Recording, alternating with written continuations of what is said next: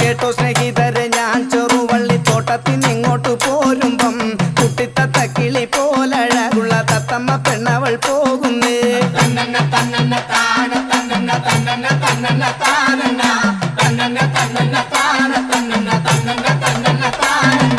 കേട്ടോ സ്നേഹിതരെ ഞാൻ ചെറുവള്ളിത്തോട്ടത്തിനിങ്ങോട്ടു പോരുമ്പം കുട്ടിത്തത്ത കിളി പോലഴകുള്ള തത്തമ്മ പെണ്ണവൾ പോകുന്നേ.